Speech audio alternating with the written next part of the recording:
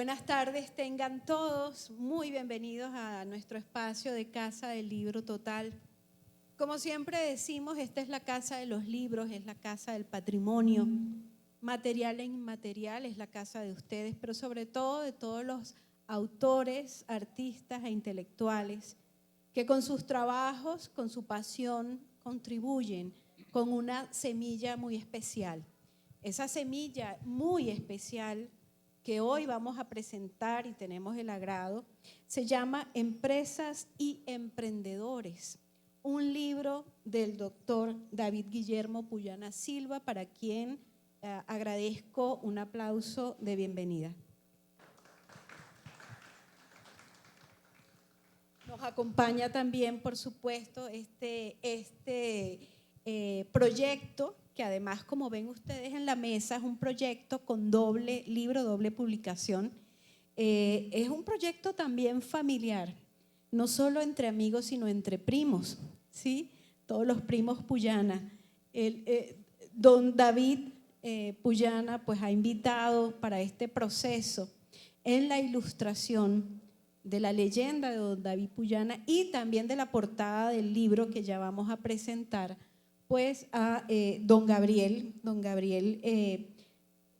Puyana también, José Gabriel, perdón, ha hecho, él es arquitecto, ya los voy a presentar a ambos, ha hecho pues una mirada protagónica, una interpretación y una ilustración muy interesante. En este momento tienen los dibujos originales allí en una de las mesas. Y por supuesto a mi izquierda tengo a Daniel Navas, director del Libro Total, de nuestro proyecto, pues a quien le llegó además la idea de sembrar esta semilla pues de parte de estos protagonistas. Me gustaría, Daniel, primero, antes de presentar a nuestros invitados, que nos cuentes cómo fue el proceso, cómo fue el encuentro y sobre todo el objetivo de poder presentar esta tarde, más adelante tener en nuestro repositorio Libro Total un libro como Empresas y Emprendedores. Bueno, muy buenas tardes para todos. Esto ha sido un camino muy bonito porque nos entusiasma mucho que David haya llegado a nuestra casa, a nuestra editorial y a nuestro proyecto digital para ayudarnos a construir la memoria, porque todos somos parte de esa memoria y hay muchos puntos de vista de verla. Hoy estamos reunidos en torno a lo empresarial. Encendimos una chispa para que se pueda reconstruir toda la historia de Santander, de la industria, de las empresas, de las vidas que se dedicaron para construir nuevas ideas. Y hoy quisimos pues también celebrar eso, celebrar lo que nosotros somos. Nosotros también somos parte de ese ecosistema de empresas que están haciendo por la región, que nacieron y que han tenido un esfuerzo importante, ya en el caso nuestro de ya 48 años de trabajo. Y desde lo cultural, pues, fortalecer ese ecosistema de amigos, de las empresas, de las historias. No podíamos hacerlo mejor que con la compañía que vino a nosotros. Se ha hecho un trabajo increíble en corto tiempo, lo hablábamos ahora, pero es el inicio, es la chispa para poder incluir mucha información que falta. Pero eso no lo podemos hacer solos, porque todos debemos ser partícipes de la reconstrucción de esa memoria, de muchas empresas también que se fueron, que ya no están, que hicieron historia, y las que se están construyendo en este momento. Eso también tal vez ayudaría a que nuestra región tuviera una evolución distinta. Y consideramos que conocer el pasado, conocer lo que por este departamento se ha hecho, por la ciudad, por ese camino tan grande que se ha recorrido. Acá nacieron muchísimas empresas importantes y yo creo que las nuevas generaciones no las conocen. Claro que se les nombran algunas que ya desaparecieron y no saben ni siquiera qué era lo que hacían. Entonces, hacer ese trabajo, empezar a dar esa primera chispa, es lo que celebramos hoy. Un trabajo muy, muy, muy, muy, muy importante para la región, que va a generar muchos proyectos en torno a él. Entonces, bienvenidos los autores, tanto de las ilustraciones como de los textos, y ojalá pues sigamos celebrando estos momentos de encuentro en torno a la recuperación del patrimonio de la región. Y bueno, por la bondad de las presentaciones de las personas que están detrás de todos estos proyectos, me voy a permitir presentar muy brevemente a don David. Don David es además, es bumangués, 87 años, y tiene un Master Executive, un MBA en liderazgo estratégico, y además pues tuvo y participó, esto en especial lo quiero decir, pues porque justamente es un empresario, ha tenido en su corazón, en su profesión, en su hacer, unas experiencias laborales muy interesantes. Entre otros, también ha tenido una experiencia académica en la Universidad Sergio Arboleda, investigador jefe en el Grupo de Investigación y Desarrollo de MIPIMS o MIPIMS, Escuela de Negocios en la Universidad.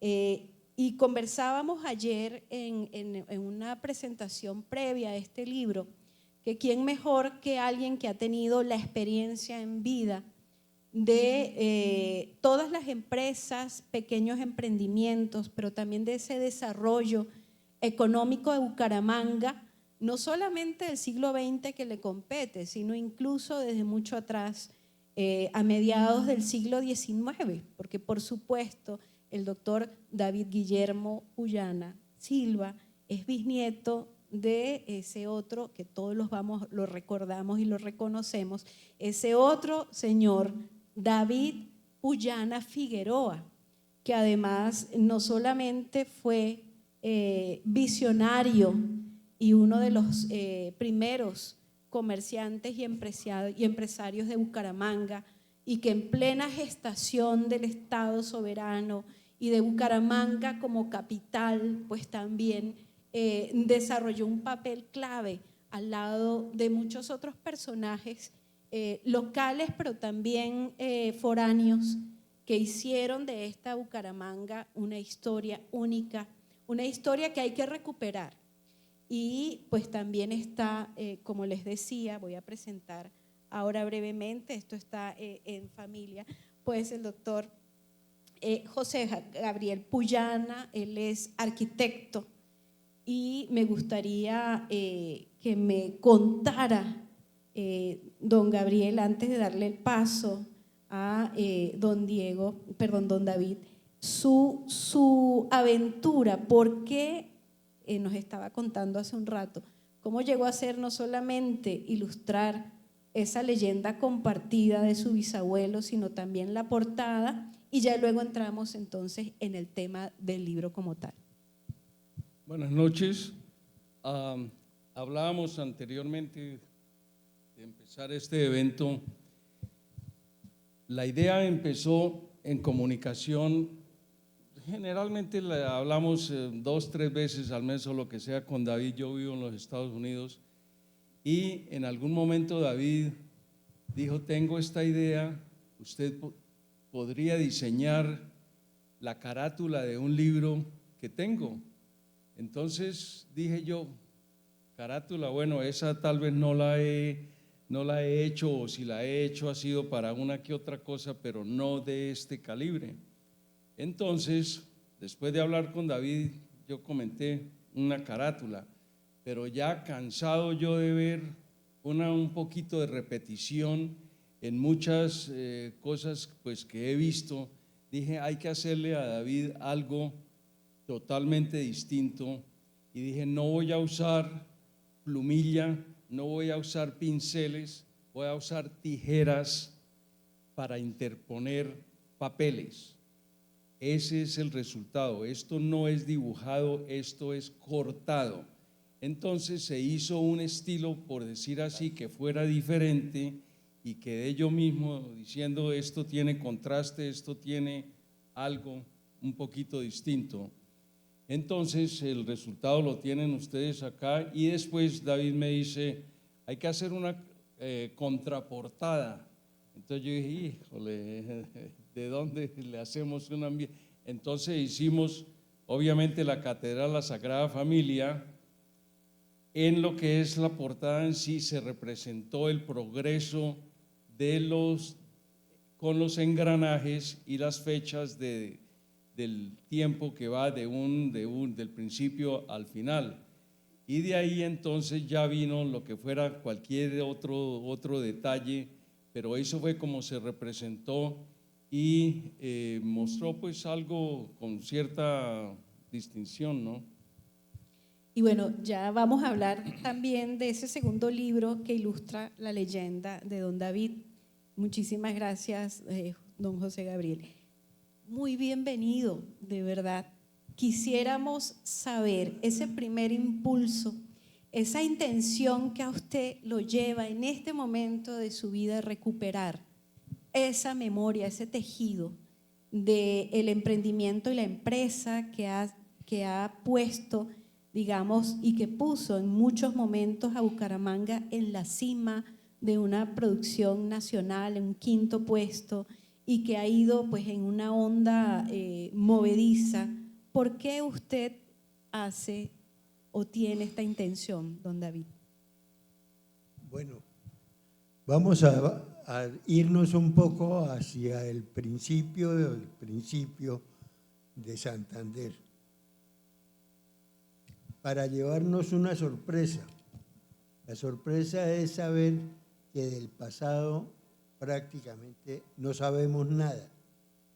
Y eso se presentó cuando algún día escuché a un padre de familia comentar con su hijo ya graduado de la universidad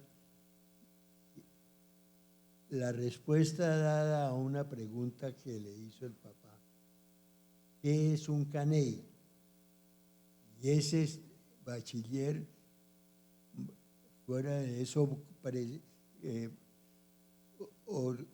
dueño de una empresa, trabajador con título profesional, no sabía qué era un caney. Entonces me puse a pensar si los anteriores a mí me habían dado ese conocimiento de saber yo en cualquier momento qué era un caney. Si vivía en Santander, ¿por qué no iba a saberlo? En breves palabras, consideré que cuando nos hayamos ido a ese viaje sin retorno, vamos a dejar a una juventud y a unos profesionales, a una segunda generación ignorante de lo que fuimos. Y me propuse, pensemos en dejarle a esta gente que viene ya muy cercano a nosotros, pero ya empezamos a ver hijos de nuestros hijos. Y todos no saben qué es un caney. Entonces dije, yo he vivido en Santander muchos años y tuve la oportunidad de ser testigo de muchos acontecimientos que se presentaron siendo yo empleado de esas empresas, siendo testigo físico de los hechos que formaron a esas empresas. ¿Por qué no los voy a contar? Por lo menos que sepan que alguien les contó cómo se formó una empresa o cómo se perdió una empresa cuando ya no existen de acuerdo a una encuesta que hice muy breve, que el 35% de las empresas fundadas han desaparecido. Nosotros en Santander hoy no conservamos sino una empresa nacida en el siglo pasado, antepasado. En el siglo XX hubo una época muy dolorosa, la que continuó de la Guerra de los 1000 días hasta el último cuarto del siglo XX, en que una oleada de industrialización vino a Santander y sorpresivamente al empezar el siglo XXI se paró. Hoy se han creado micro, pequeñas y muy pocas medianas empresas, pero ninguna de las empresas grandes, como sí lo han hecho en otros departamentos con que competíamos, como el Valle del Cauca. Entonces, empecé por escribir las vivencias mías. ¿Por qué escribo de Forjas de Colombia, nuestro gran dolor de cabeza? Porque estuve allá, sentado frente a un escritorio como quien admiro y admiraré siempre, don Pedro María Buitrago, que fue el hombre que sí tuvo la visión de que Santander podía tener una empresa grande. Los cálculos eran de más de 500 obreros y algún día los tuvo. Después hablaremos, si hay tiempo, de eso. De empresas como la Nacional de Cigarrillos. ¿Cuántos de ustedes fumaron cigarrillos Nacional? Le alcanzamos a quitar mercado al monopolio que era la Colombiana de Tabaco, gracias a la visión de Pedro María, que se le ocurrió que había que competirle a la Colombiana de Tabaco. Y así hay muchas otras empresas donde tuve la oportunidad de trabajar directamente o indirectamente desde la Junta. Eso fue lo que quise sembrar como primera parte de un libro que relate algún día, quizás nunca lo veré, de qué pasó en Santander desde 1530 y pico, cuando llegó el amigo alemán Alfinger para morir en las tierras santanderianas, a encontrar un poblado de indios desnutridos que era Bucaramanga. Esa fue Bucaramanga. Entonces, ese interregno de tiempo entre ese 1532 y 1850, donde empieza mi libro, nadie lo ha escrito. Es muy poco lo que realmente sabemos de cómo vivía Bucaramanga y Santander en ese par de siglos. Si alguien pregunta por 1600, ¿cuántos habitantes tenía Bucaramanga? No lo sabemos. Nadie se tomó el trabajo de escribir y contar qué era eso. Eso es una deuda que tengo, que no he pagado y que si la vida me da la suerte, trataré de pagarla, de dejarle a las generaciones futuras de dónde venimos, dónde hemos estado y para dónde vamos. Esa fue la razón por la cual hice ese libro, con la ayuda no solamente de mi familia, sino del libro de la Total. Así es que no quiero ser el que monopolice un cuento, sino quiero que ustedes sean los interlocutores para hacer este cuento de este momento. Ustedes son los que tienen las palabras, donde seamos capaces de responder a sus preguntas, lo haremos con mucho gusto. Y las preguntas que no seamos capaces de responder, las dejaremos en la mente nuestra para algún día volver aquí y decirle la respuesta es honesta. Muchas gracias, don David. Bueno, y antes de soltar esa pelota para allá, que amablemente don David ha lanzado, pues la semilla, como decía Daniel, que ha sembrado este libro y que está sembrando este libro, sentimos es una provocación. ¿Es una provocación para qué?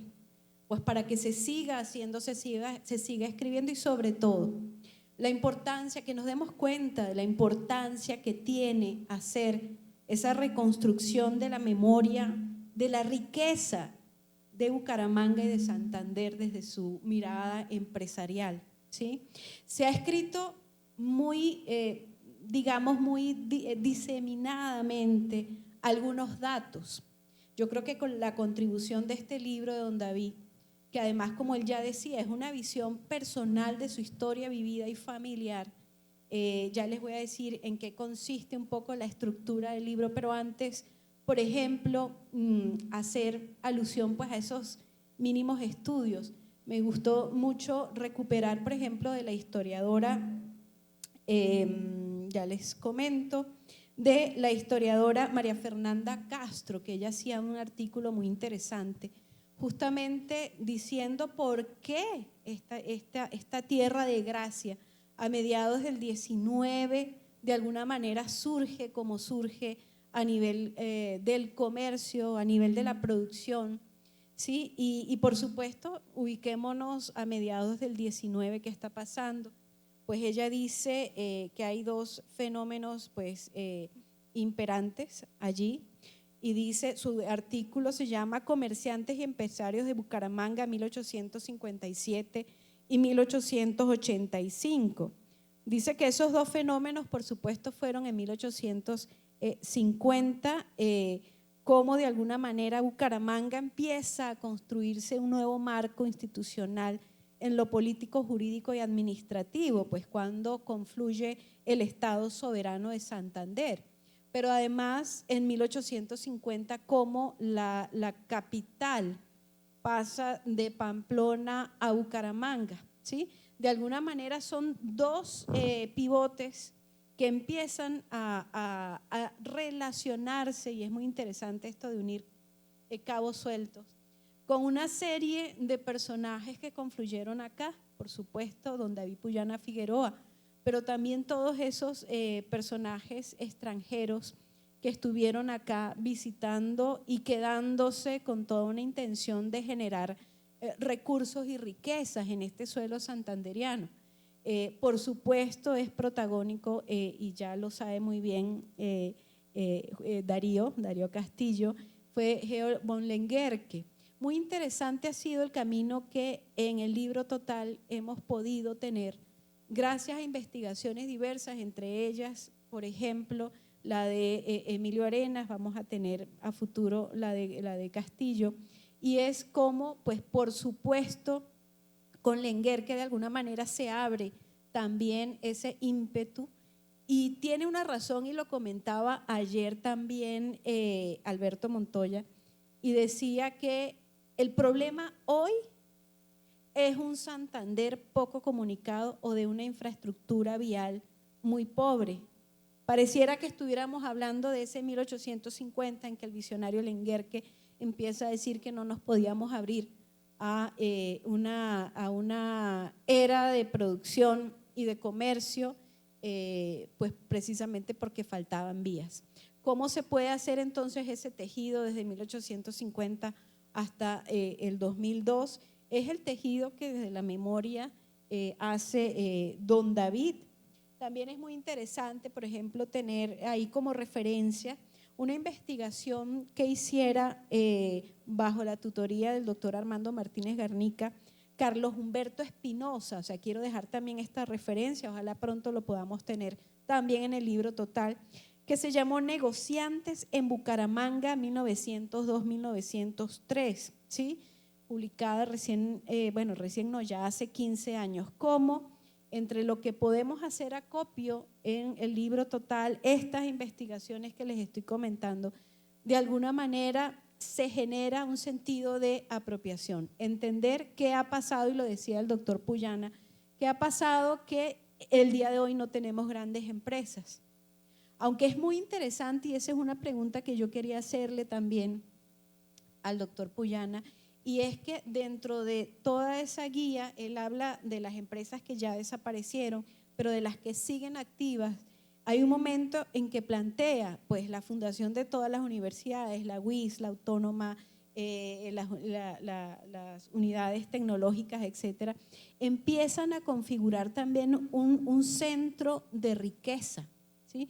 Un centro, en algún momento habíamos leído que uno de los máximos índices del Producto Interno Bruto era la formación universitaria acá en Bucaramanga. Entonces yo le quería preguntar, doctor Puyana, que usted ya que lo comenta en su libro, ¿cómo ve desde 1950, o sea, 100 años después de esa primera parte que estábamos hablando, la llegada de la educación y la formalización aquí para el empuje de las empresas?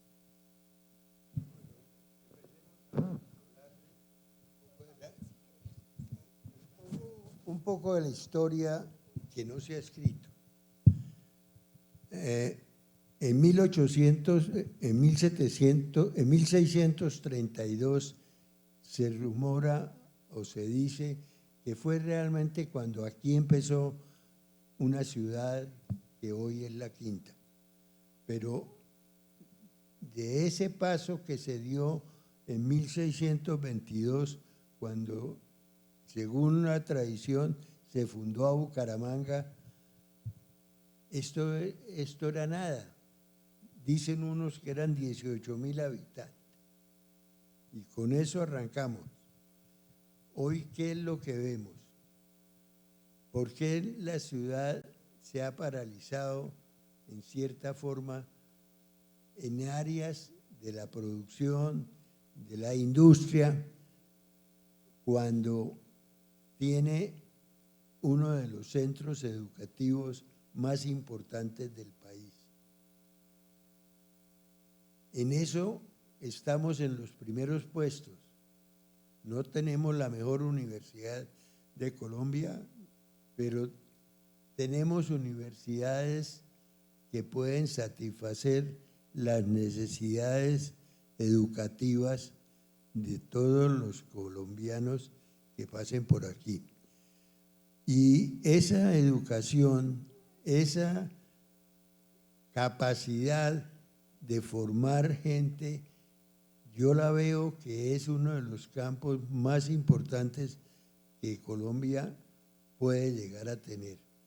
No sé si ustedes sabían que hay una institución formada por un ingeniero colombiano nacido en las universidades europeas que va a calificar a los proyectistas, a los creadores de programas en esta era de la tecnología.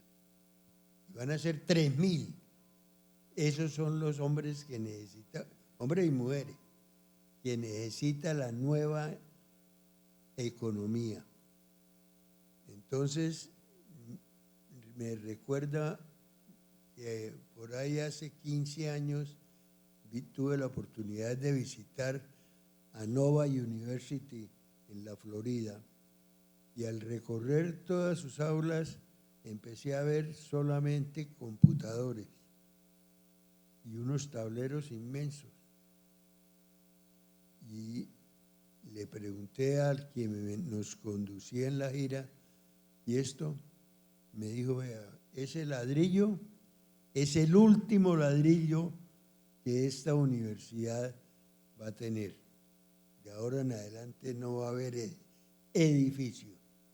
La educación aquí va a ser usando lo que después oí yo por primera vez de la inteligencia artificial. Hoy ya se nos volvió común hablar de inteligencia artificial, pero esa universidad en el 2012 ya sabía que no podía gastarse el dinero en ladrillos, sino en formar los que iban a ser los creadores de verdad a desarrollar.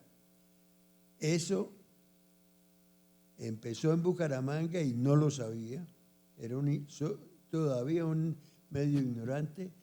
Ese ingeniero colombiano que les menciono tiene lo llama un espacio geográfico donde muchachos que no tienen capacidad económica para estar en una universidad reciben las becas de empresas para formar los formadores y los que van a desarrollar programas. Y la meta son 3.000 y ya están haciéndolo en la zona industrial de Bucaramanga. Y ese va a ser el grupo de ataque realmente al subdesarrollo. El día que formemos nosotros a esa gente, y esa gente dentro de los 4 años que van a estudiar vayan teniendo otros detrás de ellos, esto va a cambiar del todo. Y para eso tenemos que formarnos. Y hoy tenemos la herramienta.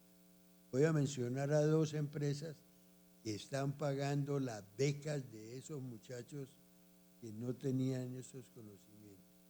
Bancolombia, la principal de Bancolombia, sostiene a esos muchachos. Y una empresa bumanguesa, eso no sabía yo tampoco cuando empecé estudio.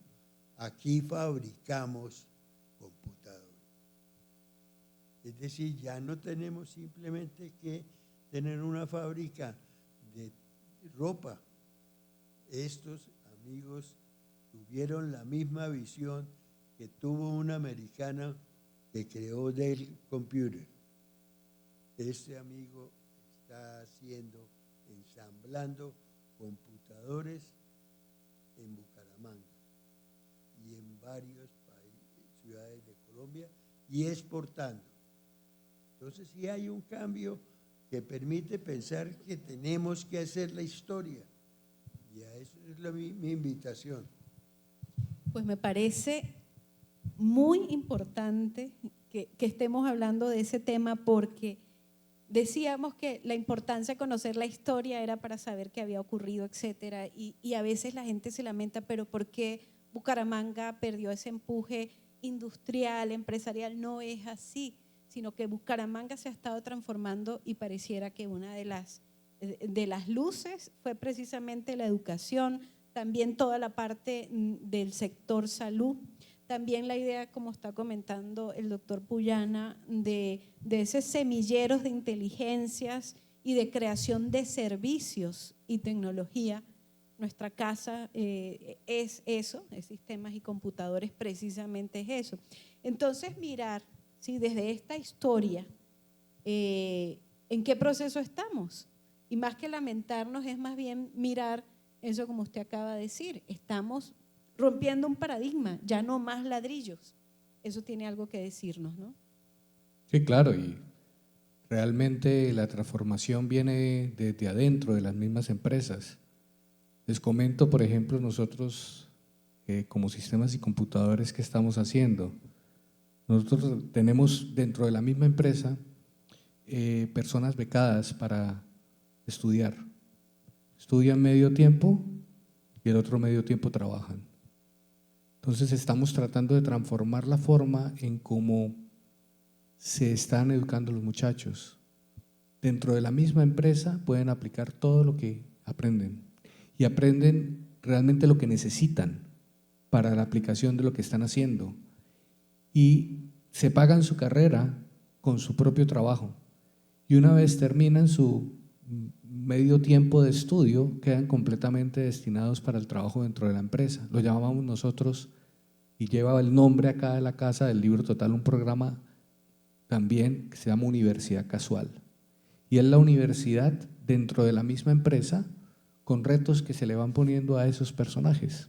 Entonces es como nosotros salimos de la línea, que hay que salir un poquito de la línea de lo que tradicionalmente se ha hecho, tener propuestas diferentes, distintas, para que la educación se transforme.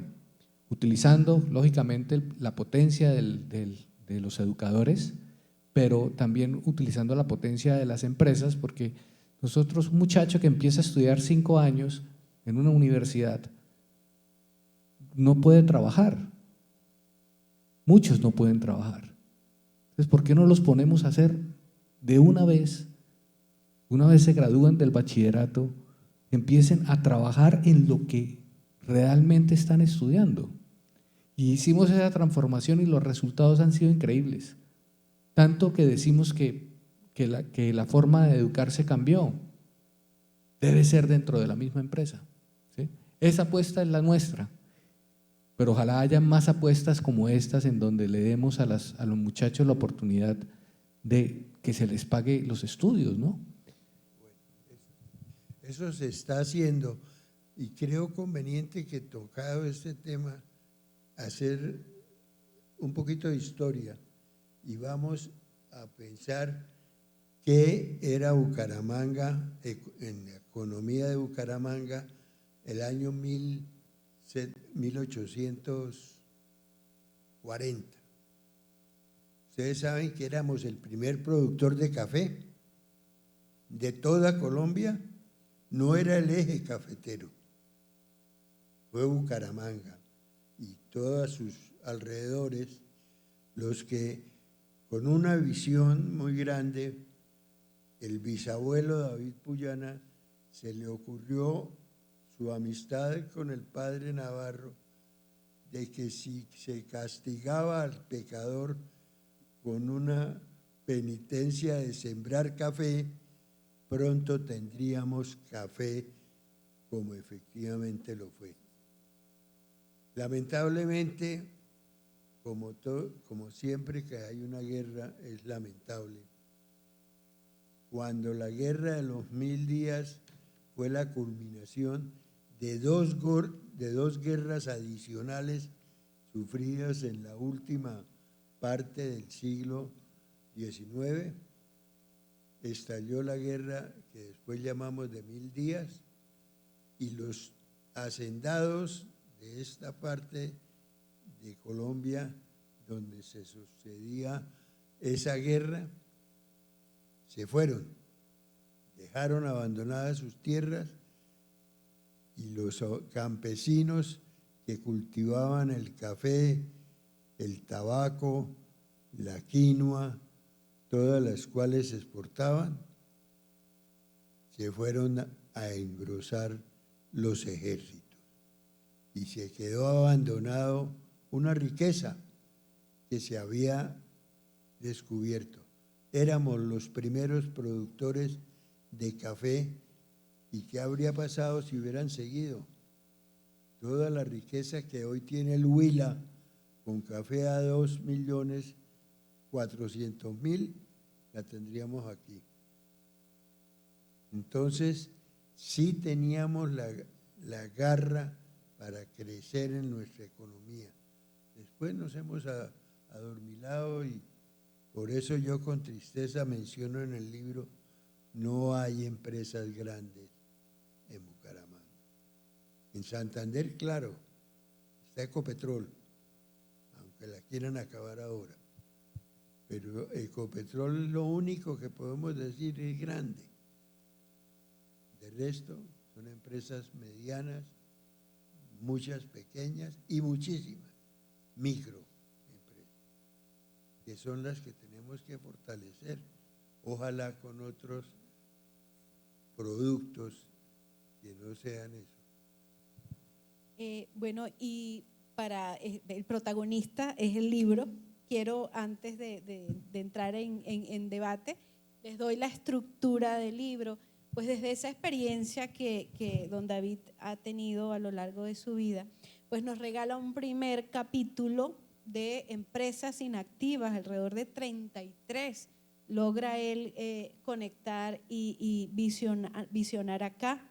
Luego se va en un segundo capítulo con las empresas activas aún hoy. Ahí sí ya afortunadamente tenemos hasta 60 que nos puede contar don David. Y un tercer capítulo que ya desde la conversación que tuviéramos anoche con el vicerrector de la UNAP, Franz Hensel, decía que, y es muy importante, un tercer capítulo, emprendimiento femenino. Se tomó la tarea de buscar esas mujeres, incluyendo y además dándole entrada a esa lista a la muy reconocida Manuela Beltrán, ¿sí? Como una de los emprendimientos femeninos.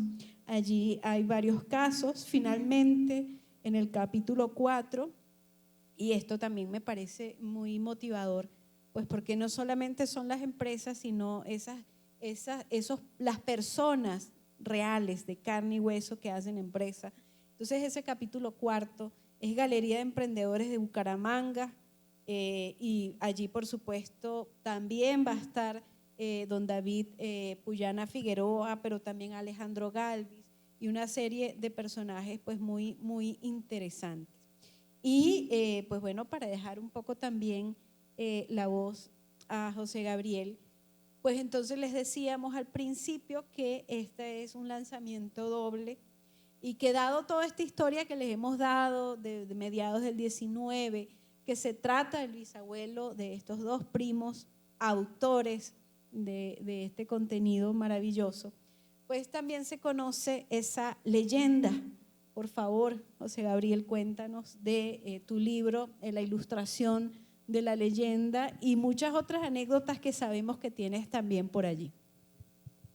Bueno, la realidad es que el libro, cuando simplemente David dijo, hagamos este proyecto, yo dije, hay tantísimos ángulos dentro de esta idea, pero como niño en la familia Puyana, oía uno de la casa del diablo como, sí, algo especial, y de ahí obviamente variaba al pacto con el diablo. Entonces eso era como pan de cada día cuando visitaba uno la casa o cuando pasaba por la carretera que subía a la circunvalación. Sin embargo, en el momento de echar cabeza a qué conceptualizaba esta propuesta de David, que fue una idea juntos que dijimos, cabría uno que otro dibujo, después de que yo les mandaba a ellos simplemente casi como tarjeta de Navidad uno que otro de los dibujos. Ahí ya entonces hubo una visión de, había esta posibilidad de aumentar muchos de los detalles que yo me acordaba, que había oído como cuento, y de repente simplemente hice un resumen. Esto empieza como simplemente lo que pudo haber sido un hecho, pasó a ser un cuento, y en este momento, hoy por hoy, es la leyenda urbana de más carácter y dinámica en la historia de Bucaramanga. El pacto con el diablo. ¿Qué significaba eso? Existía el diablo,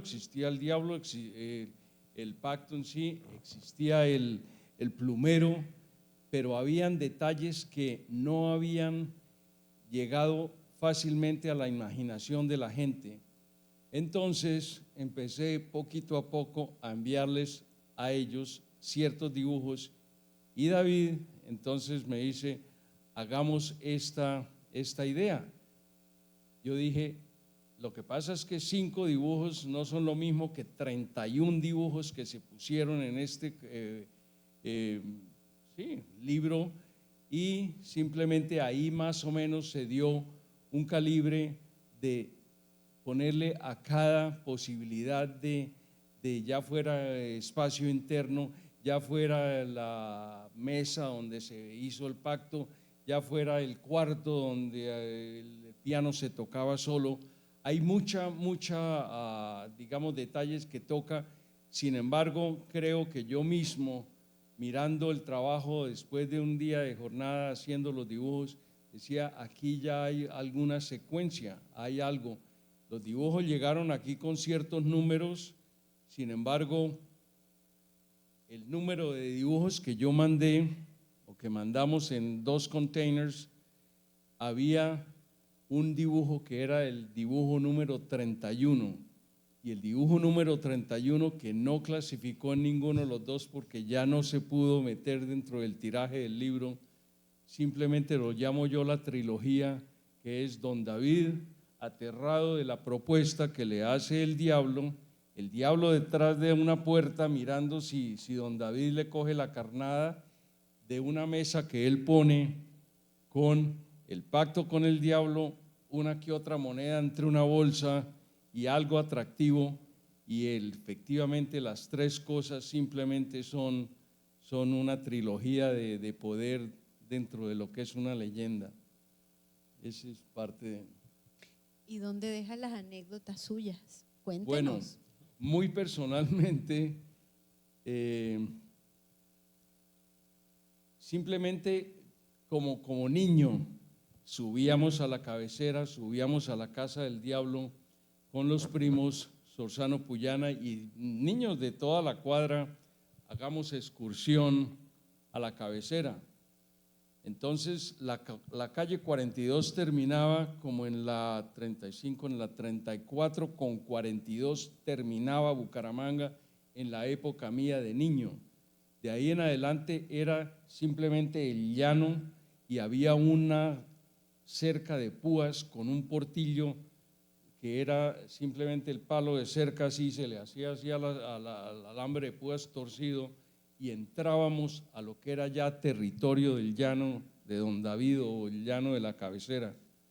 De ahí empezábamos a subir todos con cantimploras, con puñaletas y con caucheras. Entre esa entrada y la casa de Don David había una piedra grandotota, no sé exactamente para dónde o qué pasó con esa piedra, pero esa piedra era el descanso, digamos, climático de una cantidad de lagartijas así de grandes, y cuando llegábamos a la piedra, que era una parada ceremoniosa simplemente de todos los niños, porque seríamos por lo menos 10 primos o 10 amigos, llegábamos a la piedra, hacíamos ceremonia de marcar el espacio, orinando desde la piedra en todas direcciones, y de ahí sucedía una masacre de lagartijas a punta de cauchera, que era lo más cruel.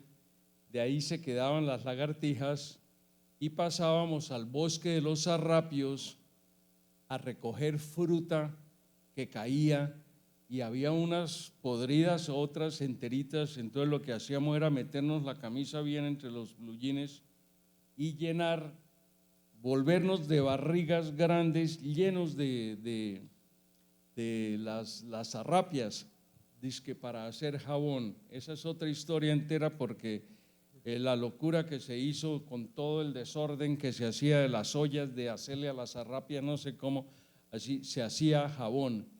Pero de ahí pasábamos como parte de la visita, que también era requerida. Entrábamos, tocábamos, nos recibían con una bandejada de galletas, alegría, marca La Rosa, que mi papá representaba en ese caso. Era una bandejada así grandota, y limonada al clima, que no sabía muy bueno porque era el clima y estábamos acalorados. Pero de ahí pasábamos simplemente a hacer y observar.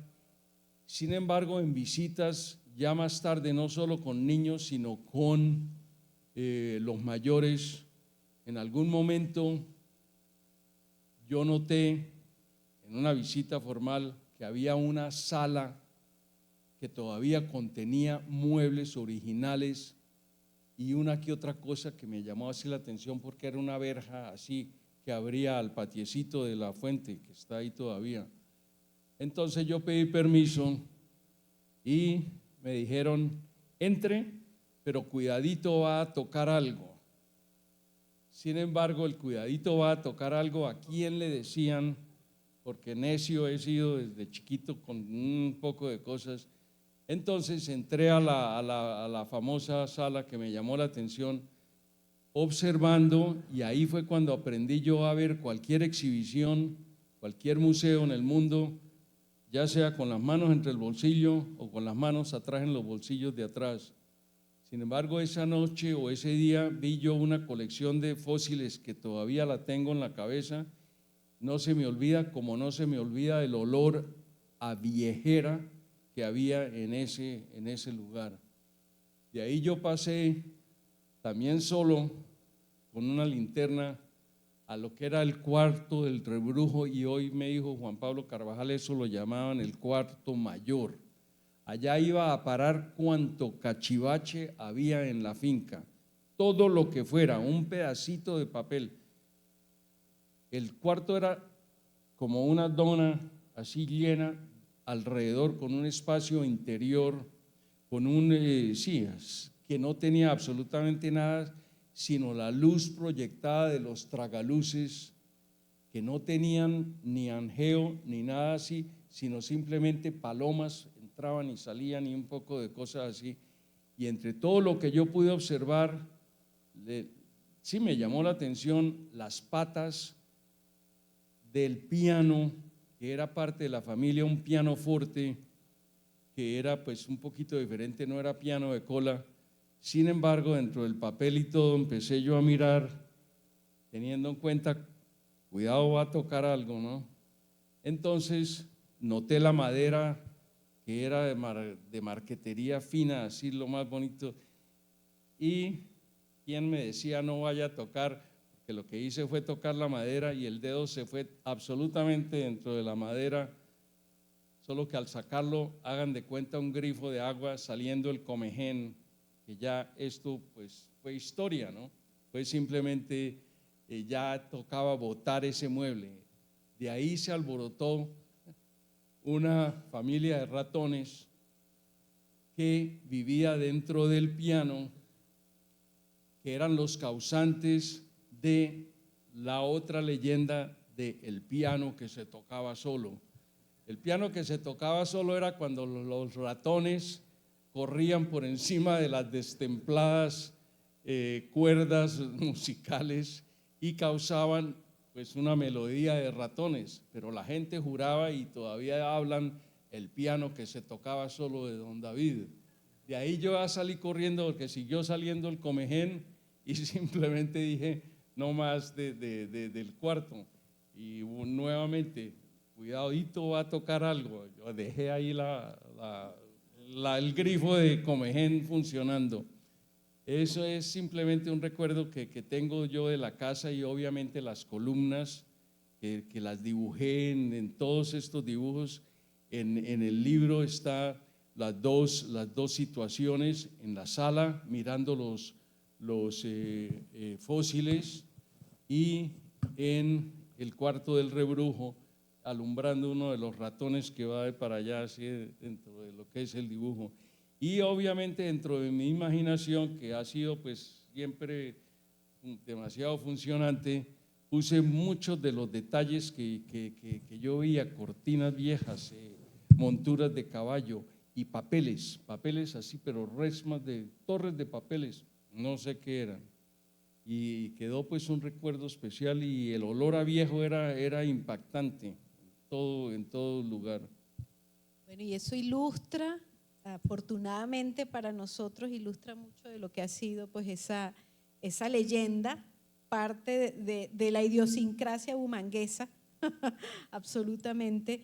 Y bueno, y esto además, no solamente con lo que ha recogido el doctor David, sino también con lo que él nos cuenta, cómo de alguna manera son proyectos, provocación, son semillas que nos provocan. Ahora mismo aquí hay otras personas que sabemos que están construyendo también esa memoria, el proyecto de Diego Sáenz, el proyecto también de escritura y investigación de Darío Castillo, pero también de Emilio Arenas, muchos que hemos comentado. Y como les decía también Daniel, esto es una invitación para un proyecto en proceso, para seguir alimentando entre todos, porque finalmente es eso, es entre todos.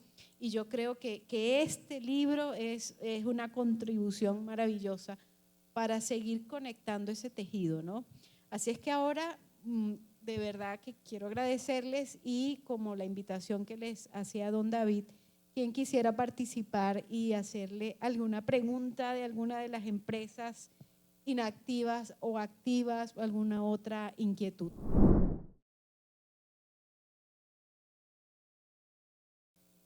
Dijo Sandra que esto era una provocación y quiero sumarme a esa provocación porque ya tengo 16 años de estar haciendo un rescate de la memoria histórica de la ciudad y del departamento. Soy egresado de la UNAP de Administración de Empresas. Yo me gradué en el 2001 y hace 20 años, para el 2004, estuve trabajando con el programa de administración. Para esa época surgió un proyecto de el rescate de la memoria empresarial, pero por cuestiones de los contratos que se acaban, no hay continuidad, eso se quedó así.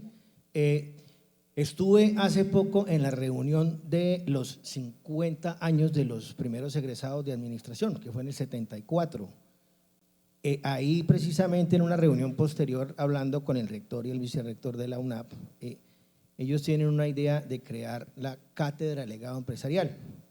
Yo obviamente como abanderado en este tema me sumo a ese proyecto y esto es un escenario importantísimo, en el caso de ustedes los Puyana que tienen mucha historia y de los apellidos incluso que más reconocen las personas son los Puyana. Precisamente este miércoles voy a estar en un conversatorio sobre la influencia de los europeos en el desarrollo comercial en Bucaramanga. Entonces, este libro me parece genial. Iba a ir ayer a la casona UNAP, pero no alcancé, entonces dije, bueno, vengo hoy a la Casa del Libro. Pero sí, la idea es por medio de la Casa del Libro, por la UNAP y por lo que yo represento, que es el Círculo Amigos de Bucaramanga, sumarme a este proyecto. Gracias. Muy bien, excelente. Ahí también importante resaltar que el libro, pues una vez empieza a existir en la biblioteca, empieza a relacionarse con todos los contenidos que se producen, entre esos los libros de Emilio Arenas, lo que se ha escrito de Lenguerque, con otras cosas que ya están ahí, que es la convivencia con toda la información que produce la gente. No podemos seguir pensando en que los proyectos estén sueltos en internet, sin que nadie que los reúna, que los publique, que los relacione. Hay muchas instituciones haciendo cosas, pero necesitamos centralizar eso. Y eso es lo que queremos en el libro total, que toda esa información, fotografías, historia, conferencias, la mayoría de cosas se registren para que la gente pueda buscar esos contenidos y encontrar en una conferencia, encontrar en un libro lo que se escribió. ¿Sí? Muy importante, Diego, eso. Muy buenas noches a los señores Puyana. Qué bonito tener la oportunidad, la primera vez que tengo la oportunidad de tener unos Puyana cerca y los he admirado por la historia, ¿no? Y es que es una de los grandes pilares. Conocemos a don David Puyana, pero en la intimidad no. Es poquito, ¿no? Es poquito lo que se conoce en la propia intimidad de don David, pero sabemos la grandeza que tiene en Santander y para Colombia en su época. Se decía que Bucaramanga para el año 82 era la que tenía, sostenía la economía del país. Entre eso el café, el cacao, la quina, los sombreros, esos eran los pilares de la economía. Y cómo Bucaramanga podía ser de pronto en su momento la segunda ciudad más importante de Colombia después de Bogotá para la época dorada de Bucaramanga de 1880 hasta finalizando 1900, como lo dijo don David, que infortunadamente nos llegó la guerra de los 1000 días. No me queda más que agradecerles porque, por ejemplo, yo siempre cuando hablo en mis conversatorios, hace poquito fui al Colegio Gabriela Mistral y yo siempre les hablo de la historia de Bucaramanga y siempre les toco lo de la Casa del Diablo y obviamente les suavizo la historia a los niños y se las hago amena y me encontré con una amiga que días y me dijo, ay, usted fue el que me asustó a la niña que con la casa del diablo. y se reían, se ríen y comparten, pero es una de los mitos urbanos de Bucaramanga, como lo decía, importantes de rescatar. Y nos hace falta muchos de esos detalles. Yo, por ejemplo, nunca he tenido la oportunidad de ver fotografías internas de la casa, las he buscado, he encontrado, incluso no he tenido la oportunidad de entrar porque hay que ir y pedir un permiso. Esa descripción que usted habló, aquí hablábamos con los compañeros, qué lástima que se hubiera perdido ese patrimonio en ese desván, en ese lugar, pero qué chévere que sus experiencias nos aporten a nosotros, los que estamos así investigando, esas experiencias, esas nuevas visiones que de pronto han estado escondidas y que ustedes las pueden rescatar, que son los familiares. Entonces, esperamos leer esos 2 libros con gran entusiasmo y que nos aportan de verdad a un patrimonio de región como tal. Posiblemente don Emilio Arenas es el que se acercó más a los Puyana y nos ha dado unas bonitas experiencias, pero entonces qué mejor que ustedes mismos sean los que representan la familia y hagan parte, por ejemplo, como lo hace don Giovanni Gabaza o don Edmundo, que lo hacía con los Gabaza, que es de esas empresas que todavía se conservan desde 1890 aproximadamente, hasta ahorita, Pastas Gabaza, ¿no?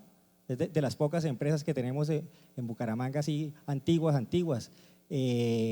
Ahorita vamos a lanzar el libro de Geo von Lenguerque, que estamos en la recuperación de la historia con el rector de las unidades, el doctor Omar Lenguerque. Entonces, que sean los propios familiares, los dolientes y los que nos aporten en verdad con su visión de vida. Y bueno, esa era lo que le quería expresar. Muchas gracias.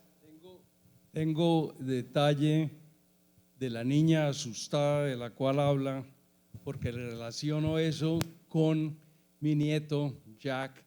Él atendía a su colegio de tercero de primaria, alguna cosa así, y les pidieron un trabajo para simplemente presentarlo a toda la clase.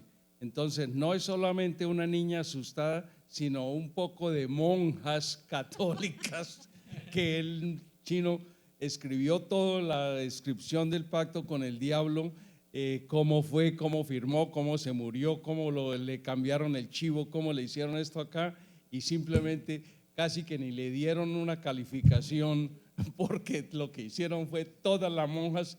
¿Cómo es posible que el niño hable del diablo? Mejor dicho, cayó la cuestión sumamente de contraste, y en el libro de los originales que están en alguna parte tengo lo que él presentó en su colegio como el trabajo. Mi tatarabuelo tenía pacto con el diablo, y así empieza el cuento, lo que asustó a todas las monjas y todas las profesoras del colegio. Así quedó. Creo que don David quería contarnos algo que estuvo revisando el libro. Cuéntenos, don David. Yo quería que ustedes tengan la oportunidad, y voy a pedirle eso a Daniel, que tengamos este libro, obviamente los 2 libros, el libro y la folleto o la separata que cuenta la vida, ciertos aspectos de la vida del pacto con el diablo, pero que lo tengamos en el libro total, que pueda yo decirme el lunes o martes a los amigos que no tuvieron la oportunidad anoche ni hoy de escucharnos, que simplemente con hacer clic puedan verlo. Que sea ya una oferta que hace la Casa del Libro Total a la comunidad mundial. Que esto ya no tenemos límite. Tenemos un problema, David, un problema gravísimo. Es que como el libro total nunca se termina de construir, vamos a empezar a recibir historias de empresas que no están ahí en el libro y que nos va a tocar incluir. Y yo creo que quiero que pase eso, quiero que las empresas o los que conocieron las empresas que desaparecieron puedan documentar eso, porque es que nos pasa a nosotros mismos que tenemos empresa que no contamos nuestra propia historia. Me imagino lo que se ha perdido de las empresas que desaparecieron y que pocos como usted se han interesado en recuperarlas. No cuento historias tristes, de verdad. ¿Ustedes conocieron a don Víctor Martínez Villalba? ¿Saben quién era el grupo de don Víctor?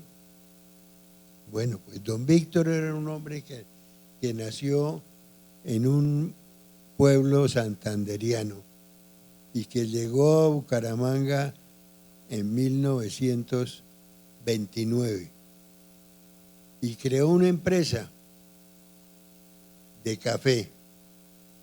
Cuando uno vivía cerca al Parque Bolívar o pasaba cerca al Parque Bolívar en las horas de la tarde, el olor de ese café tostándose lo hacía inolvidable.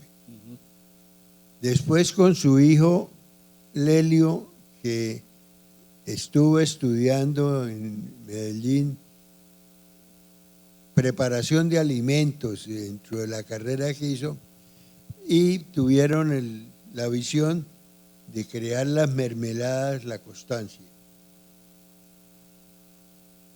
Y continuó con su café y su chocolate y demás. Pues cuando yo empecé este libro dije, carajo, yo viví cuando estudiante en una casa en Medellín que la llamaban la casa de los Martínez Villalba, porque por allá pasaron los 10 hijos de don Víctor. Y yo era amigo y relacionado con ellos. Cuando descubro yo que al mirar libros y directorios y diccionarios y demás, y don Víctor Martínez Villalba no existía, y no existía en Bucaramanga. Eso me pareció increíble. Dije yo, esto tiene que haber aquí algo. Pues sí, apareció en el capítulo de Comida con hormigas culonas, que él escribió. Don Víctor escribió ese libro y por eso lo recuerdan. Y dije, ¡ay carajo! Todo lo que hizo don Víctor y no aparece. Es más importante la comida de las hormigas culonas. Más importante, escribir libros para que quede memoria, porque es que mire que hay muchas cosas que se las lleva el viento, ¿no? Y las palabras y los libros y esas historias hay que contarlas. Esto hay que seguir haciéndolo. Esa historia de los ratones tocando el piano, pues no hay otra forma de registrarla que en este momento, ¿no? Sí. Don Daniel y don David, le comento que yo tuve la oportunidad de trabajar en el año 2005 para una empresa que se llama Diaco. Y en Diaco abrieron aquí una sucursal para distribución de acero. Entonces yo me acababa de graduar de las unidades tecnológicas de Santander y trabajé en la parte de logística, y las instalaciones eran las bodegas de forja. Y tuve la oportunidad de ver todavía cómo el ingeniero Chacón de Forjas de Colombia sacaban unas pequeñas piezas. Eran 3 bodegas grandísimas que quedan allá en la zona del Chimitá, 3 bodegas grandes, ya desmanteladas unas totalmente desmanteladas, donde las deshuesaban totalmente y les iban sacando la chatarra de a poquito, y el que podía llegaba y se llevaba la chatarra y sáquenle chatarra. ¿Cómo se pierden esas empresas que habló don David? Y uno dimensionar, yo miraba y dimensionaba esas empresas trabajando con puentegrúas en los años 60, calderas, maquinarias de última tecnología. Yo me imagino aquellos trabajadores que salían del tecnológico o de la Escuela de Artes y Oficios en ese tiempo, de las mismas unidades cuando se crearon, cómo era el movimiento. Entonces da tristeza saber lo que comenta don Víctor, que ya no, don David, que ya no hay la industria, ¿no? Que no tenemos industria, sino empresas pequeñas. Afortunadamente aquí sí tenemos sistema de computadores que le crea a este tema de industria como tal. Entonces era otro aporte que lo que decía don Daniel, ¿no? De cómo ir construyendo de pronto esa etapa final en la que yo puedo aportar, y lo tengo acá presente, cómo terminó Forjas de Colombia, infortunadamente, ¿no? Sí, aquí está. Ajá. Esa historia de Forjas da una gran tristeza, porque su antecedente era brillante. A una persona se le ocurrió, como les decía al principio, competir con Colombiana de Tabaco en su cigarrillo. Y Pedro María Buitrago, un boyacense radicado ya en Bucaramanga en el año 34, llamó a un grupo de amigos y les explicó que él veía un mercado que se podía penetrar. Ese mercado era el de los cigarrillos. Y tuvo una respuesta muy favorable entre un grupo de santanderianos y llegó a formarse una sociedad que se llamó la Nacional de Cigarrillos Limitada, porque aquí no creíamos en las sociedades anónimas y menos en hacer sociedades. Y cuando se hizo esa empresa, empezó a desplazar a Piel Roja. Y el golpe para Piel Roja fue muy grande. Nacional de Cigarrillos vendía todo lo que producía y compraba el tabaco en Santander. Y así transcurrieron unos años en que los afortunados visionarios que dijeron: sí ponemos unos pesos para hacer la Nacional de Cigarrillos, cuando aquí no se hacían sociedades, gozaron de unos muy justos rendimientos de ese dinero. En medio de eso, de saber que había utilidades, a don Pedro María se le ocurrió decirle a los socios que recibían utilidades todos los meses: cojan esas utilidades y separen un porcentaje que lo depositamos en una firma que creamos, para ver qué proyectos aparecen. La respuesta fue favorable y todos los accionistas, o la gran mayoría, destinaban un porcentaje a ahorrarse. A ver qué aparecía. En Colombia trabajaba un ingeniero Tejero, Guillermo Tejero, que se presentó a donde Pedro María y le dijo: vea el proyecto. ¿Usted está buscando una industria? Aquí la tiene. Era una forja, una planta de forja. Ninguno de nosotros sabíamos para qué servía eso, ni qué era una planta de forja. Aquí había gente que trabajaba la metalmecánica y que sí sabía. Ustedes lo conocen, seguramente lo conocieron, a la descendencia de él, era Alfonso Penagos Mantilla. Él sí sabía que era una forja y le dijo a Pedro María: esa no es la industria. Bueno, Alfonso Penagos no se hizo socio con una gran visión de Forjas. Pero Pedro María siguió insistiendo y insistiendo, y llegaron los santanderianos, compraron acciones de esa sociedad que se fundaba, y ya en esas condiciones apareció, como les decía, Tejero y le ofreció el proyecto. El proyecto lo estudiaron los santanderianos que no sabían de eso, pero les pareció que sí, arrojaban utilidades. Ya estaban acostumbrados a recibir utilidades por el éxito de la Nacional. Y le dijeron a Pedro María, sí, sigamos con el negocio. Esto es lo de admirar. Pedro María no pasó por ninguna universidad de Business Administration. Eso no existía para él. Ni pasó por ninguna empresa de ingeniería. Solamente tenía una visión y una constancia de trabajar. En ese entonces yo había salido de la fábrica de cigarrillos a donde otro día les cuento qué pasó. Y Pedro María me llamó a Forjas de Colombia.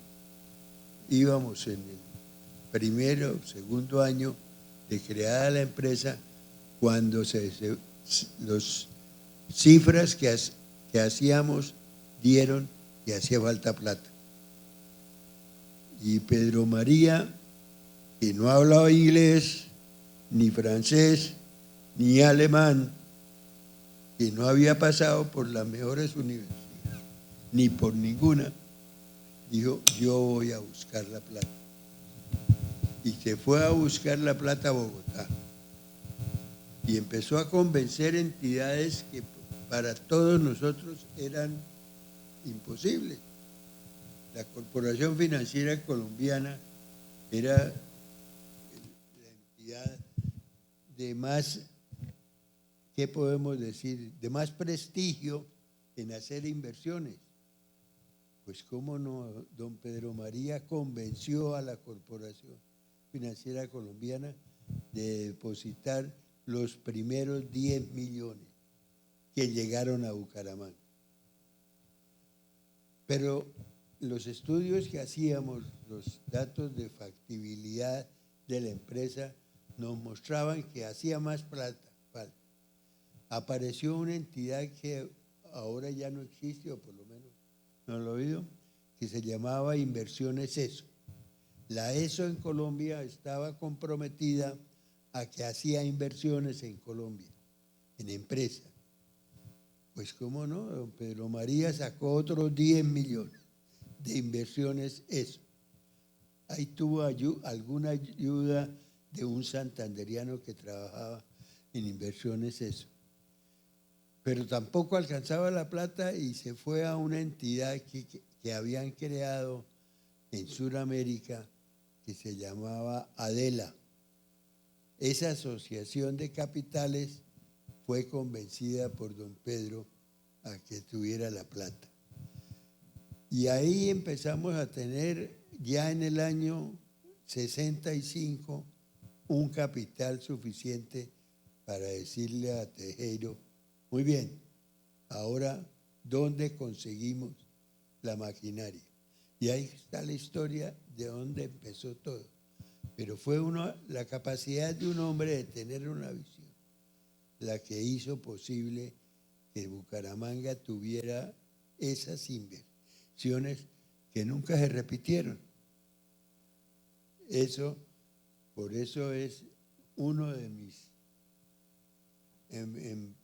empresarios y emprendedores de verdad.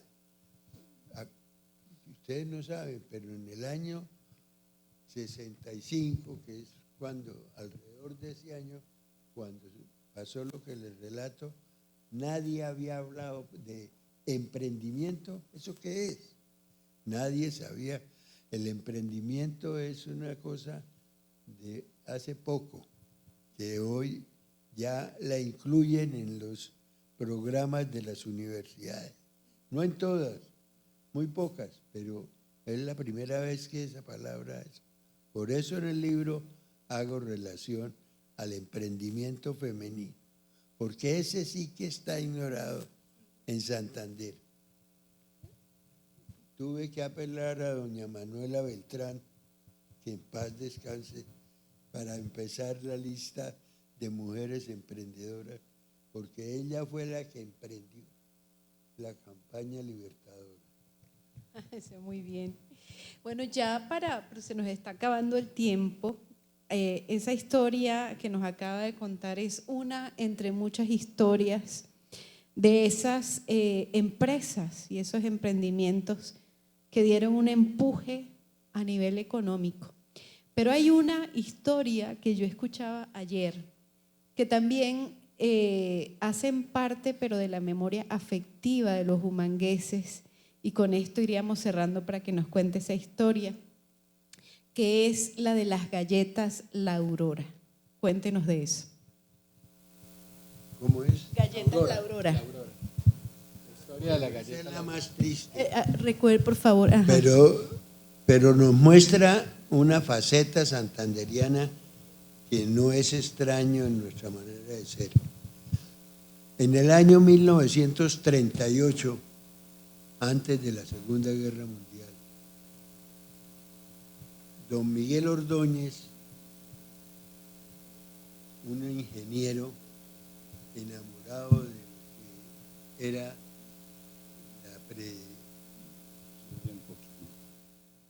este señor lo mandaron al papá a estudiar a Europa y estudió la fabricación de galletas en un taller que ha tenido fama desde ese tiempo, era famoso.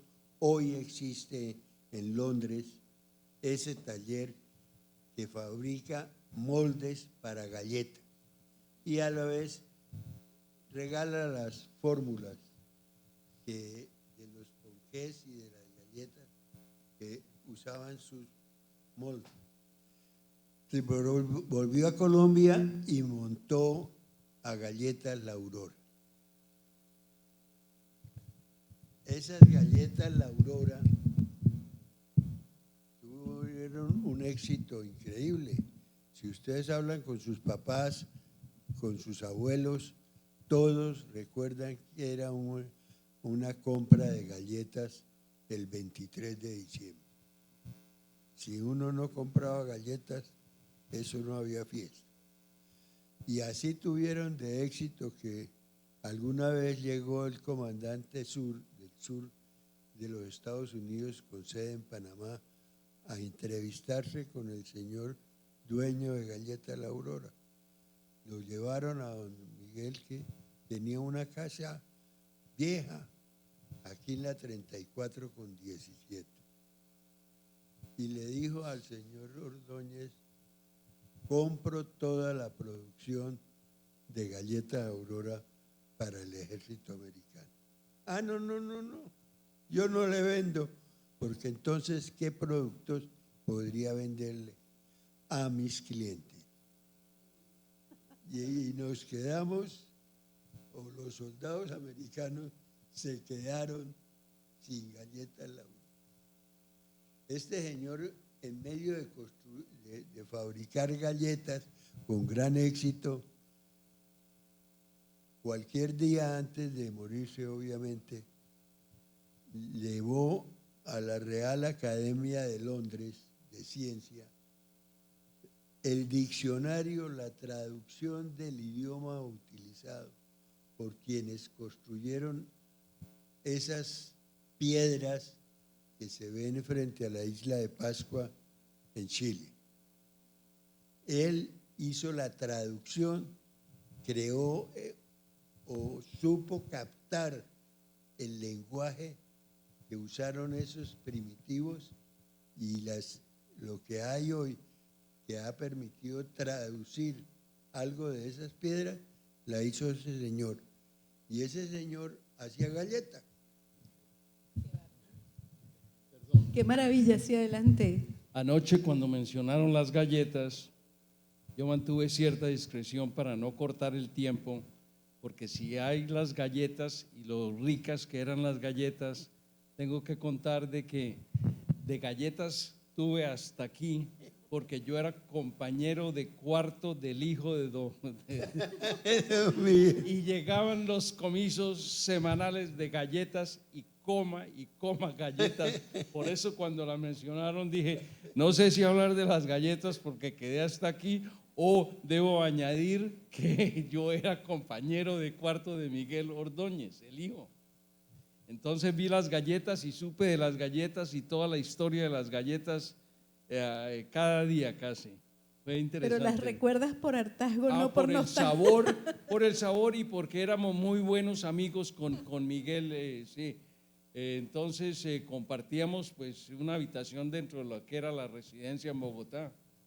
Acá también nos falta contar la historia de la dulcería que funcionaba acá. Claro que la sabemos. Claro, Esa parte está como un poquito perdida, ¿no? Bueno, pero como decíamos, esto es, entre muchos esfuerzos comunes que se están haciendo, es una semilla poderosa que desde los protagonistas de la historia de Santander y Bucaramanga, los Puyana, dejan sembrado hoy aquí en el Libro Total y pues para nuestra ciudad. Muchísimas gracias, de verdad, nos alegra muchísimo que este espacio se dé. Ojalá vamos a tratar de que se vuelva a repetir con los protagonistas. Gracias, Daniel. Muy buenas noches, don David, José Gabriel. Muchísimas gracias a todos de verdad por acompañarnos. Muchas gracias. Gracias.